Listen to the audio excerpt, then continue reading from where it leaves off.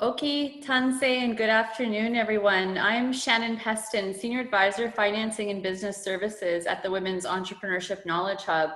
I'm also the founder and CEO of Pestun Consulting, which is a company that's focusing on closing Canada's gender entrepreneurship gap. It's my pleasure to welcome you here with us today for part one of Demystifying Incorporation. This is a two-part workshop series that explores the why and the how to incorporate your business. Before I get started, I'd like to just first acknowledge that I'm speaking from the traditional territories of the Blackfoot Nations, which includes the Siksika, the Piikani, and the Kainai. I also acknowledge the Tsuut'ina and Stoney Nakoda First Nations, the Métis Nation Region 3, and all people who make their homes in the Treaty 7 region of Southern Alberta. Today we have participants joining us from across Canada, which many of you might know as Turtle Island. Let us take a moment to recognize the many traditional lands on which we are connecting and acknowledge with gratitude and respect the many First Nations, Métis, and Inuit peoples whose footsteps were first to mark these lands. WEKH is committed to the advancement of women's entrepreneurship, and through research, best practices, and practical learning, we invite our community to come along for the learning and help us advance women's entrepreneurship here in Canada. If you're already following us on Twitter, you know where to find us, but if you're not, you can search for us at WEKH_PCFE. You'll also see that at the bottom of the slide there as well. We encourage you to be social today and share highlights from today's presentation. As well, be sure to use the hashtag WEKH to engage with us conversations and others in the weeks ahead. From the Women's Entrepreneurship Knowledge Hub's recently published State of Women's Entrepreneurship Report, we find several key differences in the supports that are needed by women entrepreneurs. And I'm just going to go over a couple of those today. But to begin with, about 92% of majority women-owned small and medium-sized enterprises have fewer than 20 employees. And while an increasing proportion of businesses are growing, more than 10% over 3 years, women's businesses are still less likely to be classified as high growth, which is defined as growing more than 20% over 3 years. Our research shows that over 83% of women-owned small, medium-sized enterprises use personal sources of financing to start their businesses. Women are less likely to seek and receive financing more so than men, 32.6% versus 38%. And firms that are owned by men are more likely to receive venture capital or angel capital or other forms of leverage such as trade credit or capital leasing. From the Women's Entrepreneur Saskatchewan 2020 report, we know that 88% of women-led business are incorporated, which is less than men at 95%. This means that women-led businesses are more likely to be a partnership, public sector, or nonprofit organizations, or an unincorporated entity. Now, while arguably not every company should be incorporated, deciding on what kind of structure to take is an important consideration for your business, as you'll soon hear. According to the Government of Canada, only 16% of Canadian small and medium-sized businesses are owned by women, and incorporating is one of the key ways that we can start closing the gap. At the same time, how a company is structured could also be a catalyst or a barrier when accessing some of the programs and supports that are available to business owners.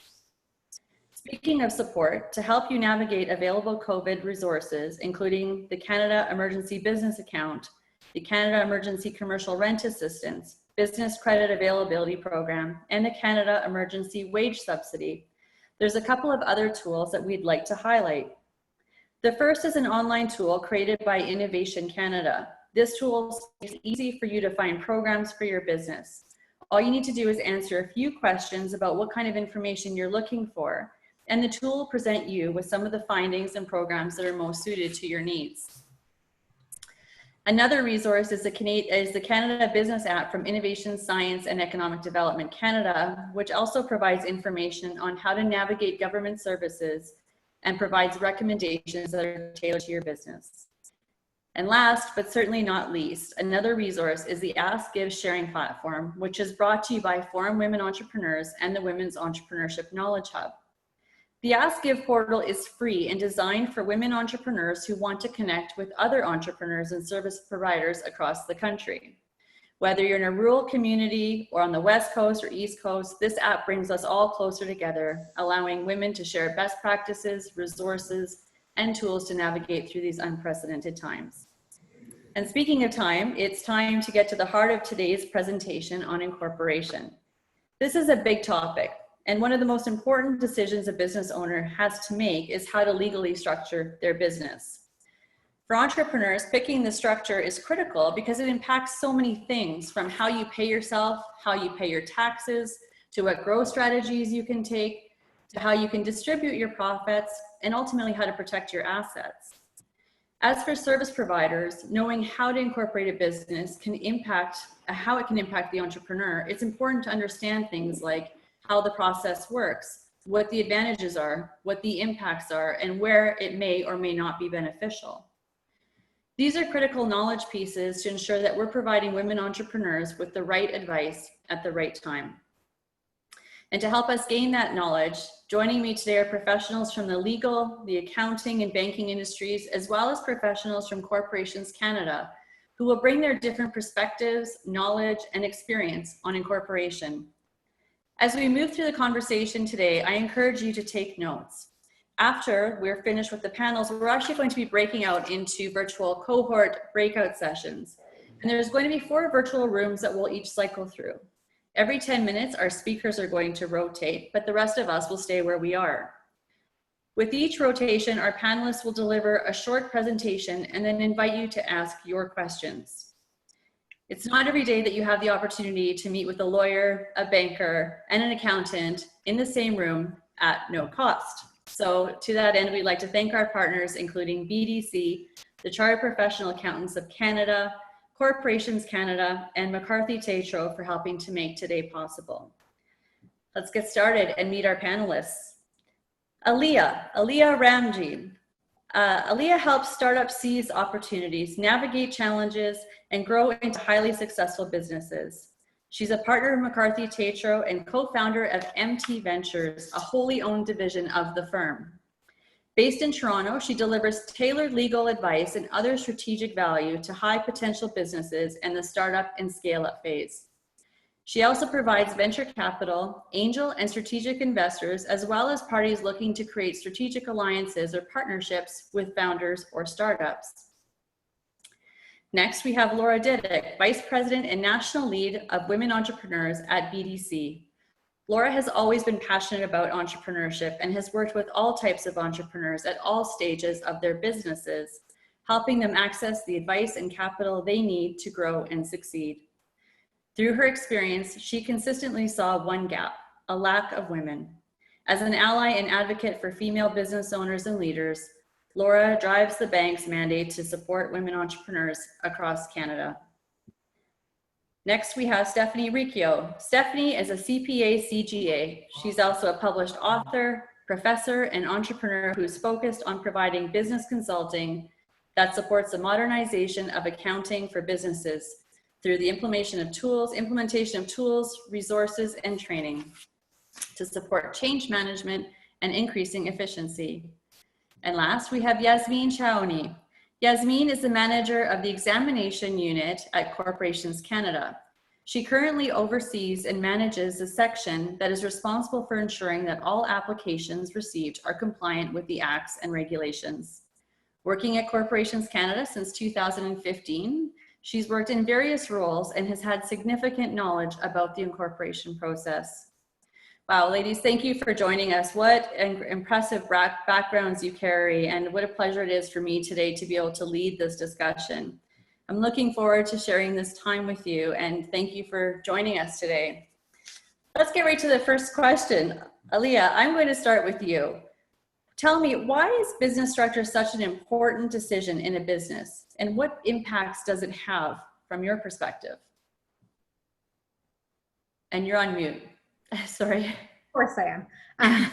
Sorry. Thank you for having me today. I'm so excited to be here and to talk about, incorporation. So why the business structure is so important is because it's really the foundational element of the business. And once you structure your business one way, it's not that you can never change the direction of your business or change the foundation of your business. But once you at least have the foundation laid, then you can think about how you're going to employ people, how you're going to grow your business, where you're going to grow your business, and what are the most cost-effective ways for you to succeed. So I think it's such an important decision because it lays the entire foundation on which you're going to build your company. Thank you. Laura, do you have anything to add from your perspective?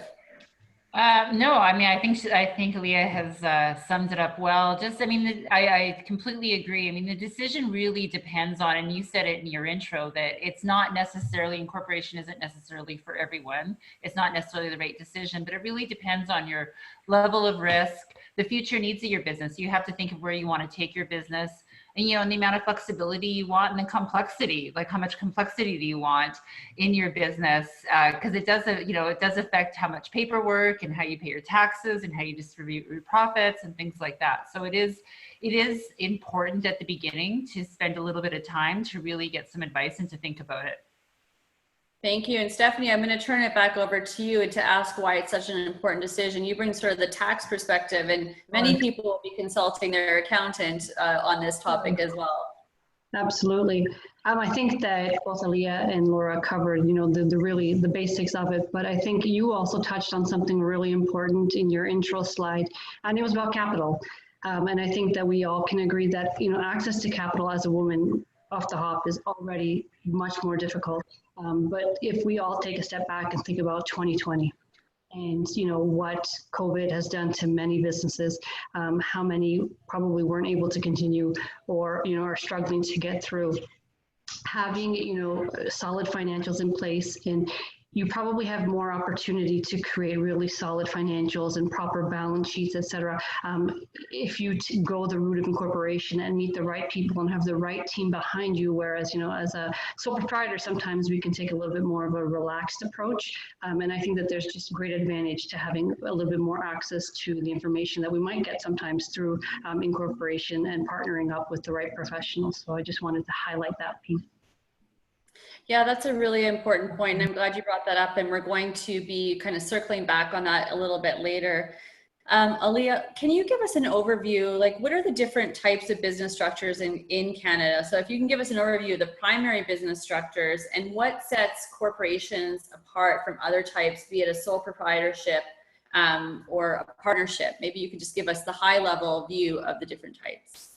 Sure. So I think the three major types of business structures in Canada are sole proprietorships, partnerships, and corporations. And when we started talking about this, about how women don't incorporate, I started digging into why women wouldn't incorporate.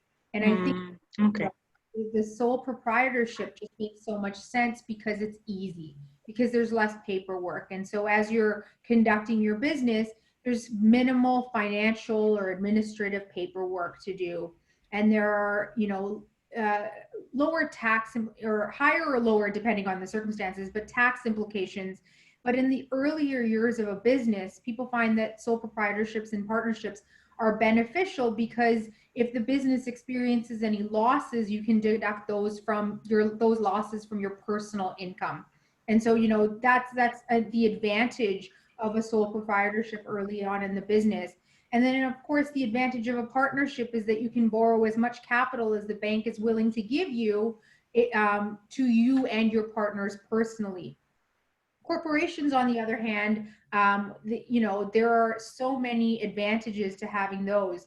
The corporations, the liabilities of those corporations and the obligations of those corporations aren't mixed in with your personal obligations. And so that's a really important point of view that women need to understand, is that the corporation can borrow money in its own name, it can sell ownership in its own name, and that's separate from you as a person. And then, of course, there are tax implications, and corporate taxes are less than personal taxes. And so while in your first couple of years you might suffer some losses as a corporation, you might want to think about how those losses will add up in the future, or how the gains that you'll make in the future are susceptible to less taxation. And I think, you know, our other panelists can talk about, you know, the tax advantages of a corporation as a partnership or a sole proprietorship as well.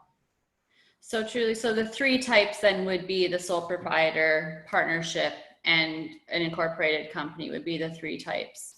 Right. And you mentioned earlier too that at some point in time, if you wanted to change from a sole proprietor to a corporation, you can certainly do that when the timing is right for you. And we will certainly get back to some of the other advantages of incorporation a little bit later on in the program. Yasmine, from a Corporations Canada perspective, like we've got federal incorporation, we've got regional. Help us understand the context of what's happening federally and what's happening provincially here. Where, if I'm a woman entrepreneur, what should I be considering in those different jurisdictions? Yeah, so this is a question that we always get is, should I incorporate provincially or federally? So once you've made that decision that you want to incorporate, that's kind of the next step, the next decision that you have to make. So usually what I tell people is really whether you're going to incorporate provincially or federally, the benefits of incorporation are still the same. It's still very similar. So there isn't much of a difference. The only difference really, it depends, there's costs and filing requirements. So it varies from one province to the next. And there can be some added benefits depending on the jurisdiction you choose. But really what it comes down to is it depends on the nature of your business, whether it's best for you to incorporate provincially or federally. So for example, if you're operating a smaller local business and you're not really dealing with national or international customers or suppliers, then it might make more sense for you to incorporate provincially versus somebody who might be dealing with national or international partners and plans to expand into different provinces. Then it might make more sense for them to incorporate at under the federal jurisdiction. And so since I do represent the federal jurisdiction, I can speak a bit to the benefits, the added benefits of incorporating federally. So some of those benefits include the use of the name across the country. So you'd be able to use your name across all of Canada, which is definitely an added benefit for those who are seeking national or international recognition as a Canadian entity. Also the flexibility of being able to locate and move your registered office from one province to the next. If you're incorporated federally, you do have that benefit. Same with holding your annual general meeting. So you can actually hold your meetings anywhere in Canada or even outside the country if you wish. So those are just some of the main benefits that come from a federal incorporation. But again, really whether you're choosing to incorporate provincially or federally, you're still getting the same benefits. There's just some slight differences from one jurisdiction to the next. And maybe you're not the right person to ask this question too, but if I incorporate federally, does it automatically register me in my home province, or that's a whole separate process? Yeah, so if you're incorporating federally, sorry, did you want me to answer, or Aliya, did you want to answer? Thanks. I can speak to you. Go ahead. So if you're incorporating, for example, federally, then you're not automatically registered in the province. And it is a requirement to register provincially as well. So there's two options. And again, I'm speaking more to the federal, and maybe Aliya can speak maybe to some of the provincial filings. But under federal, you have either the option of when you're doing your incorporation application, right away within the process, you can actually choose to register provincially. So you can do that within the same step, or you can do that as a subsequent step. So you can do your incorporation, and once that's done, then you can register provincially. But it is a requirement to register provincially, and it's not done automatically. So you do have to follow up, and the costs vary for the registration. For example, there's no fee to register in Ontario. There's different fees from one province to the next. So as a woman entrepreneur myself, I'm like, wow, why didn't I ever think to contact you in the first place as I went through this process? And I know there's so many women that are in the same boat. When I started my own company, I'm like, do I incorporate or do I not? I don't know the steps, and what a blessing to have you answer some of these questions. So thank you. We learned from the recent WEKH report, as I mentioned, that women are less likely to incorporate their companies. From your experience from working with entrepreneurs, all of you, what are the perceived barriers that might hold women back from incorporating their companies? And Stephanie, I'm going to toss this one over to you to start. Yep, no problem. I think that one of the ones that's always, at the forefront of it is really understanding the cost benefit. I think it's really simple, quick Google search, and you can find out, physically or technically how to incorporate, and you get a rough idea of, what the cost is going to be like, and you have a good sense. But I think it's a little bit more challenging for someone who might be new into business or considering becoming incorporated to really understand the power behind the incorporation and how that will change, again, whether it's being able to access more capital, protecting yourself personally from an asset perspective, like Aliya mentioned, the impact from a tax perspective as well, how it'll change, what you thought maybe your payroll or your personal income needs are. I think there's just like a disconnect somewhat in information. So if, they had more of a true understanding of how that cost will pay itself forward, it would probably allow more women entrepreneurs probably to entertain the idea. And then I do think that something that also comes up a lot is it's just very overwhelming. It's a lot of information coming at you. Starting a business in general is extremely difficult, and you're going all over the place. And I'm a service provider, so I think about the consulting work that I do, or if it's a spa, I'm all about the spa. But the other stuff, the administrative stuff, it's so, for a lot of people, it's so overwhelming and outside of our norm that that in itself is just enough of a blocker to say, what, let me just go in maybe as a sole proprietor, and then we'll see how things go, and then later on I'll deal with it. So I think it's just the administrative burden and some of the complexities that are just challenging for many. And again, cost benefit is what these are the recurring themes that come my way. Laura, I'm going to thank you, Stephanie. I'm going to sort of ask you the same question. And I know, just from being a former banker myself, a lot of times by the time women entrepreneurs would come talk to us, their corporate, their structures were already set up. But from your, perspective, working with entrepreneurs and hearing some of the comments, what might be some of the barriers that prevent women from thinking about incorporation? Well, I agree with Stephanie. I think, a lot of women entrepreneurs start, they start with no employees and they're self-employed. And that's how they start, and they're excited and they have a passion. And the easiest, I think, and the quickest and the dirtiest and the least expensive way is just as a sole proprietor. You're using your own name and you start and you go.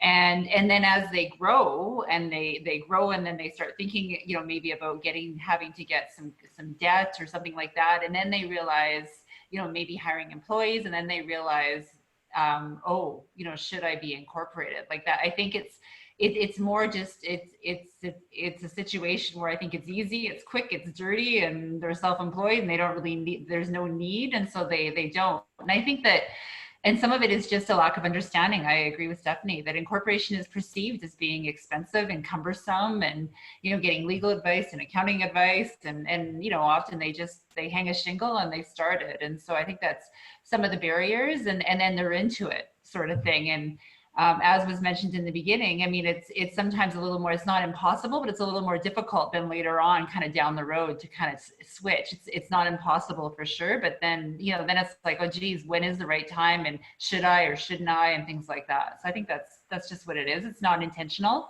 I think it's just the way it goes. Agreed. Yasmine, have you got anything to add from your take when you're advising women entrepreneurs and what they perceive might be the barriers? Yeah, so very similar to what was just mentioned. One of the main barriers that we often hear about is cost. So that's definitely a misconception, is this idea that it's very expensive. Obviously it does depend if you choose to have a lawyer or an accountant assist you with the incorporation process. But if you're pretty confident and you've done your research and you're certain on the business structure and the share structure that you want, then you can actually incorporate for as little as $200 under federal jurisdiction. That's all it costs. So it's not as expensive as some people might think. Another misconception is, again, just the time and complexity that it takes to complete an application. Really, you can incorporate in less than 20 minutes. Again, it really does depend if you're going for a complex structure or a simple business structure. But those are the main misconceptions that we often hear about. And Aliya, anything to add to what the group has said so far? I think Stephanie, Laura, and Yasmine hit the nail on the head, right? It's overwhelming, and it feels like it's administratively burdensome. But I think the other issue I think women have is we don't really talk to one another before we start a business, right? You know, men are so good at networking and talking about their ideas and talking to other people about their businesses, and women kind of, you know, focus and start going at it alone.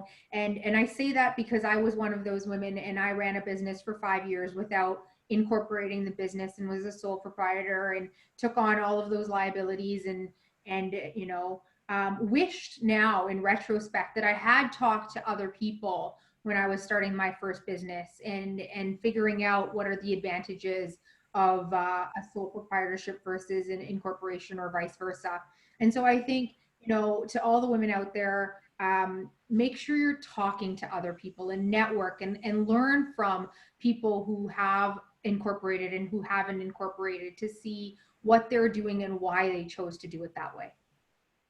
That's such a great point about going at it alone. And I think that's a mistake that so many women entrepreneurs make. And I think we just, again, it goes back to that access to role models and women who have been there before. And so thank you for bringing that up, because I think that's such a valuable point.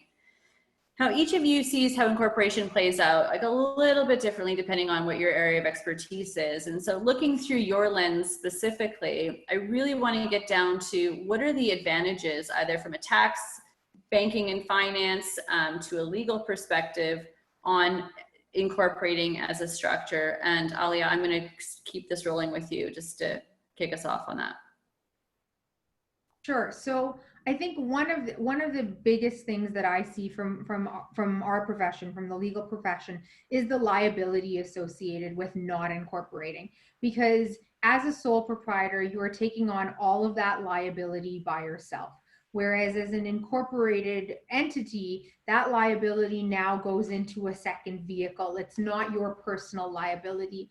And I think that's a really important distinction between the sole proprietorship or partnership and the incorporation, is that the liability sits with someone else. And then of course, the type of insurance that you get is very different as a sole proprietor or as a corporation. Can you give an example potentially, like where that liability might be different? Like, so if I had maybe a retail shop or something and somebody slipped, is that what you're talking when you're talking about the liability being differently and it takes it out of the person? Can you go a little bit deeper on that one? That's a great, really simple example, right? If you open up a retail shop, it's a sole proprietorship, someone slips and falls, now they come back and sue the store, which is in your personal name. Now they're suing you personally. Right. And it's the same for, you know, I want to use the example of an online app or something like that. You don't want that liability, which can be exponential in that particular situation, to be on you personally. Right. And so that's what I would say, you know, obviously you would, even as a sole proprietor, you will have your CGL insurance and all of that, but you don't want the amount of liability to be against your personal assets. Yeah, I think that's such another point that we really don't often talk about. And I know we're going to go a little bit further with that, Laura, actually with you. Maybe we'll just go right there, because sometimes we mistakenly think that we don't need to worry about liability when financing comes into play. But the reality is you bring in bank financing and lending to the business, and that does change, that does impact, obviously, what we see as being the limited liability. So Laura, can you speak a little bit about how liability changes with financing? Yeah, so first of all, I think if you want to grow your business, and if you want to hire people and attract investment or debt, that a corporation is by far the preferable structure. The advantages, often outweigh the costs. So I think that's very important. And we can talk about liability. There, as Aliya talked about, is, limited liability with a corporation. Now, when you go for financing, often, in most cases, and not all the time, but in most cases, the lender will want a personal guarantee. And what that personal guarantee does is, because they're lending to the corporation, the personal guarantee is an agreement obligating the borrowers, so the shareholders or whoever signs the guarantee, to back their business loan personally if the business cannot do so. And it helps minimize some of the bank's risk.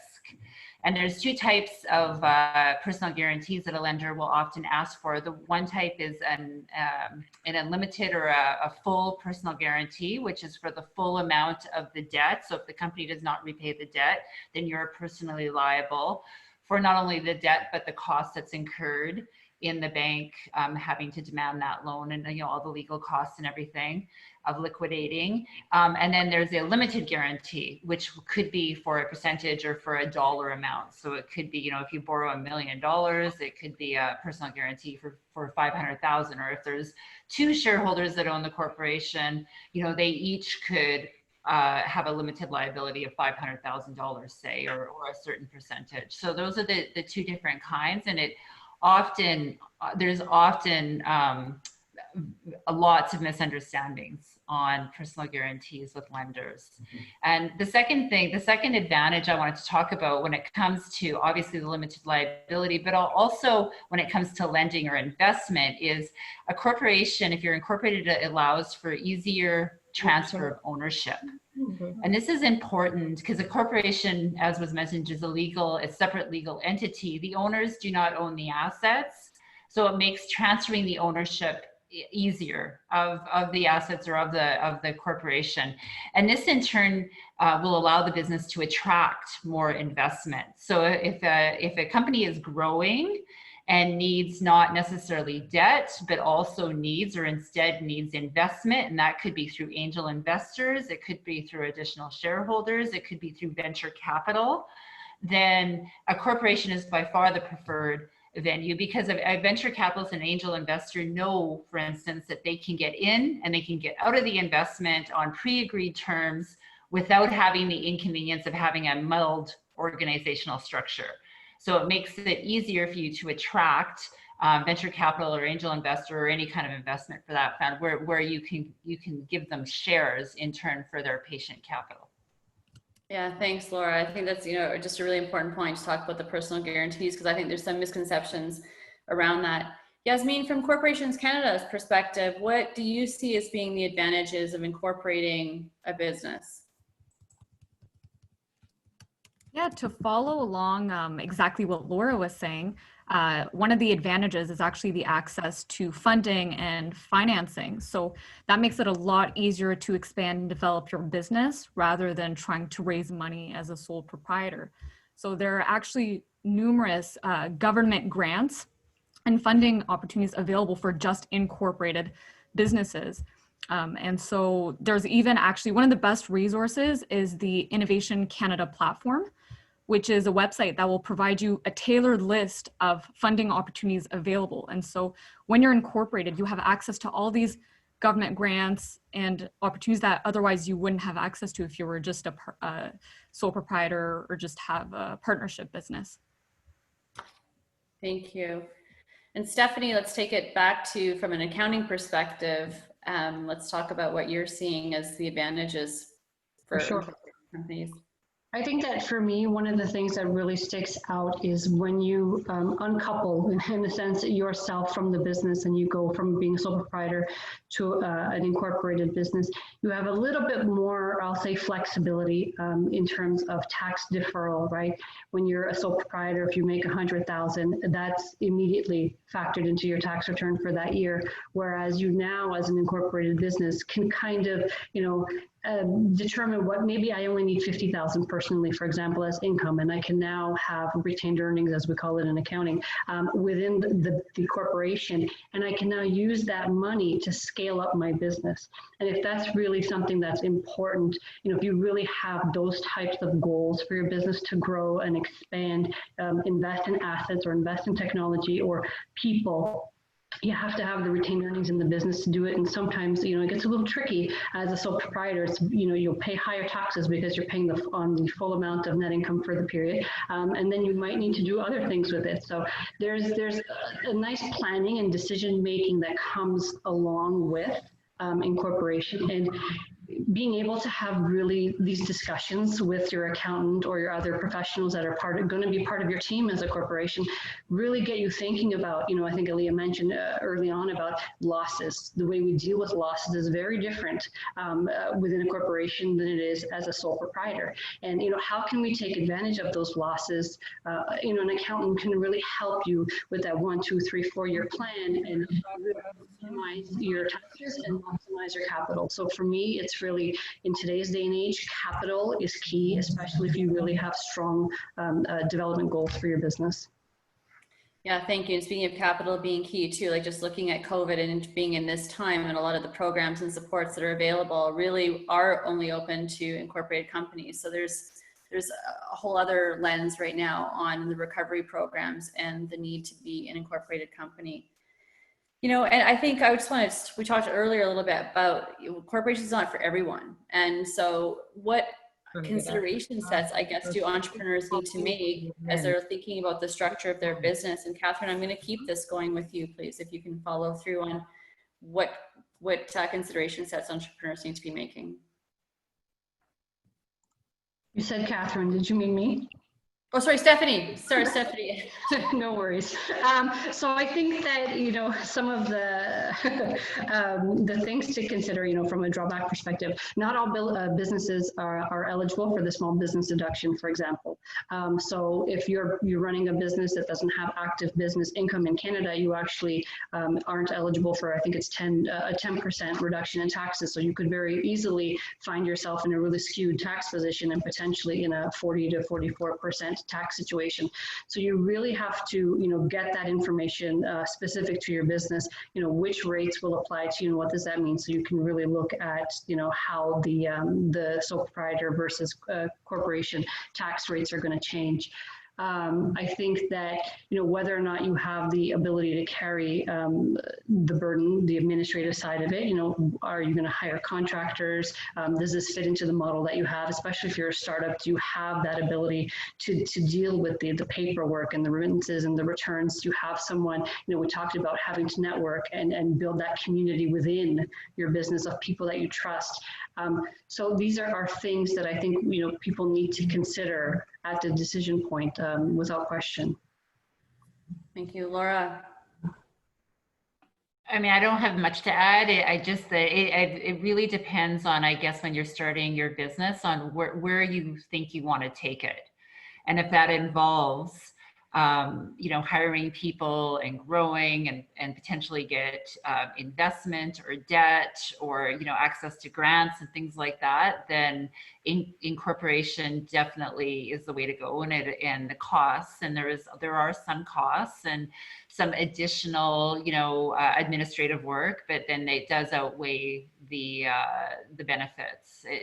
Then the benefits definitely outweigh the costs. But it really depends on where you want to take it, and I think you need to spend some time thinking about that. Yeah, great points, Laura. Aliya, what consideration sets do you think are the most important for women entrepreneurs as they're thinking about incorporation? I think that, Laura and Stephanie hit the major points. I think the one last thing you might want to think about, and Laura kind of alluded to this, is where do you want to take your business? And if the plan is always to, have this as your side hustle, as they call it, where you have a full-time job and you're making, $5, $10, $15, $20,000 extra in the evening, then maybe it's not worth, an incorporation. So it's really about where you want to take your business.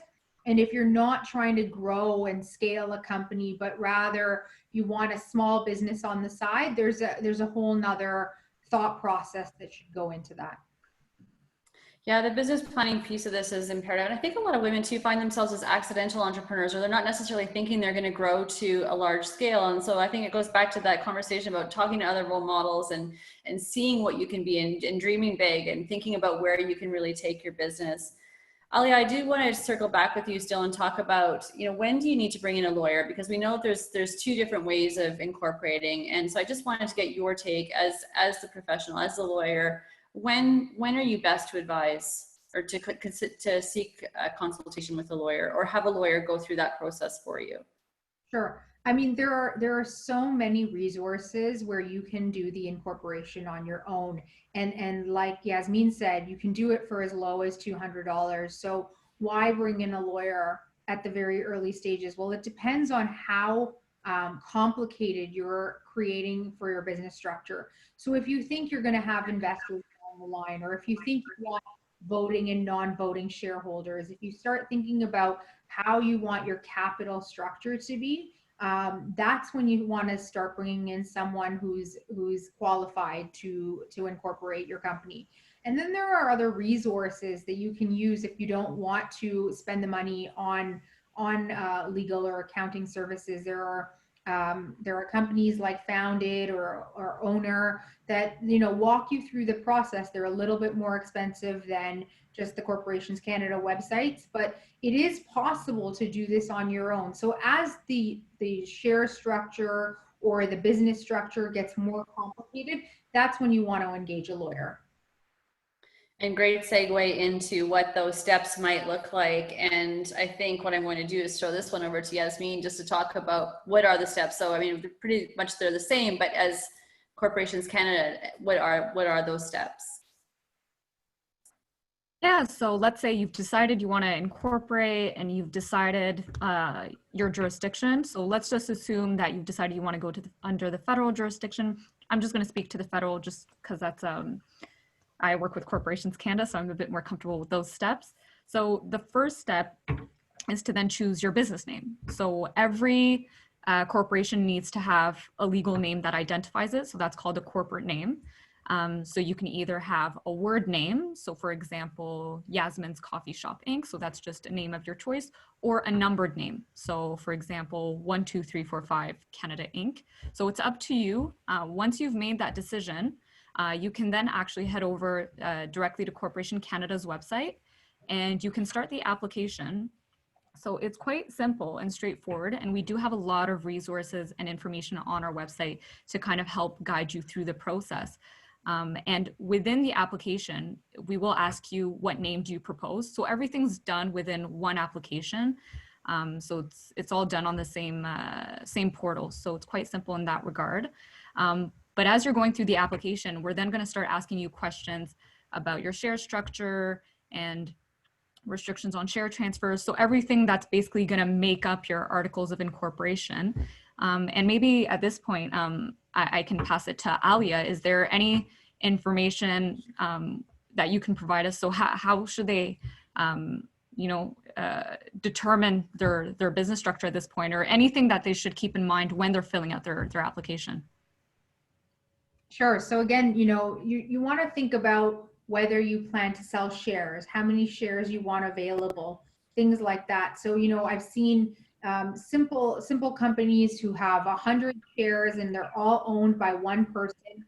And that's as close to a sole proprietorship as possible, with the option that if they wanted to sell off a piece of their company, they can possibly do that. And then I see companies that register with 1 million shares because they recognize that they're going to have a lot of investors and they're going to have to think through all of those steps. You'll also want to think through your share value at that point. And so again, if it's a simple company where you're going to own all of the assets to the company, it might not be problematic to have all of your shares at 1 penny. But as you grow, you might want to think about how those shares and what the price of those shares are, and how you want to distribute some of those things. And so that's when you want to bring in a lawyer to come and help you think through some of those pieces of the incorporation process. Remember that you can always amend your articles of incorporation. So you never have to, so you never are stuck with the first articles that you've incorporated with. So if you had 1 share in your first article and that share was to you personally and to no one else, you can amend 5 months down the road, 5 days down the road, 5 weeks down the road, where you think through, no, you know what, I want 100 shares or 1 million shares or something like that. So there's no problem with changing your articles later on. And in fact, companies that do multiple rounds of investments change their articles of incorporation every time their next round of investment comes in. Thank you so Yeah, much. And I know that we're sort of coming close to time. I just want to just close out this portion of the program with asking you if there was one bit of advice that you could give to women entrepreneurs, what would that be with respect to their business structure and setting them on the right path? Laura, I'm going to start with you.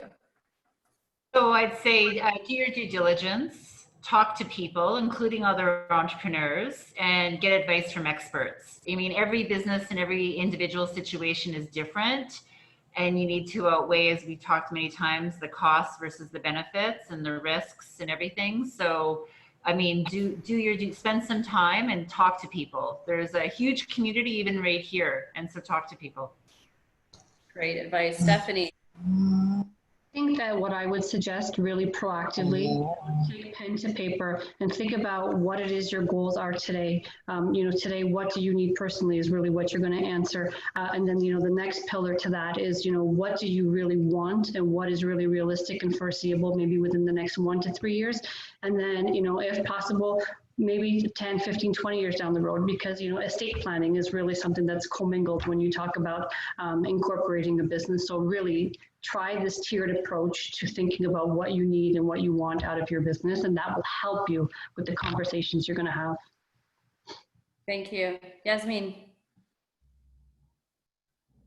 Yeah, I would say just take a look at your specific situation, your objectives, your business needs, and don't be afraid to ask questions. Ask questions to other entrepreneurs or business owners who have recently incorporated, and use the resources available. So Corporations Canada's website is an excellent resource. We have a lot of information surrounding incorporation, the benefits, and lastly, just don't be afraid to seek legal advice if you're unsure. Thank you. Steph.